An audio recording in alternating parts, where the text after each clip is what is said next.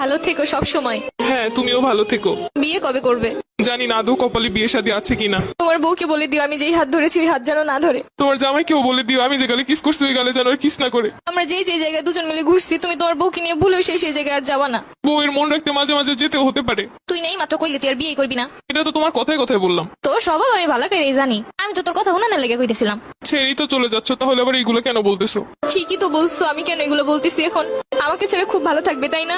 ভালো তো থাকতাম, কিন্তু এই 2-3 বছরে তো হাজার হাজার টাকা খরচ হয়ে গেছে আমার। ঘুরতে গেলে গাড়ি ভাড়া তো আসি, ফুচকা খাওয়ানো, চটপটি খাওয়ানো, আইসক্রিম খাওয়ানো, এইগুলোর পিছনে যত টাকা গেছে আমার। কষ্ট পেও না, যখন জামাই হবে টাকা পয়সা হলে তোমাকে সব শোধ করে দিব।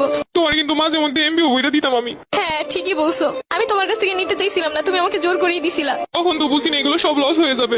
আচ্ছা জামাই হলে ওটাও শোধ করে দিব, টেনশন করো না। ঠিক আছে, ওইগুলো শোধ করে দিলে আমার আর মনে কোনো কষ্ট নাই। শুধু নিজে যা যা করছো তাই ভাবলা, আমি যে কি করছি সেইগুলো মনে নাই। একদিন কচু শাক রান্না করে নিয়ে আসছিলাম, লাল শাক গুনা করছিলাম, তোমাকে ছেড়ে খাইতে পারতেছিলাম না, তাই বক্স ভরে তোমাকে এনে দিছিলাম। আচ্ছা, আমার যখন বউ হবে আমিও তোমাকে লাল শাক আর কচু শাকের তরকারি রান্না করে বাটি ভরে দিয়ে আসবো। চেয়েছিলে এই শীতে রাজহাঁস রান্না করে খাওয়াতে আমাকে। ইচ্ছে তো ছিল কত কিছুই, কিন্তু হলো কই?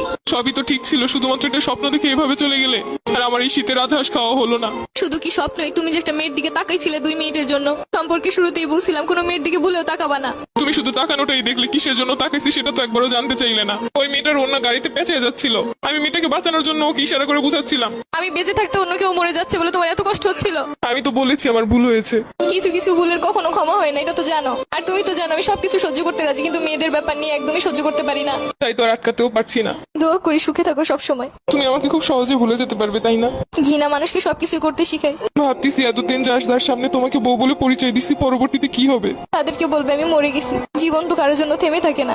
আচ্ছা, কিছু মনে না করলে একটা কথা বলি। আমি যা আবেগের বসে তোমার একটা পায়েল কিনে দিছিলাম, ওই পায়েলটা কি ফেরত দেওয়া যাবে?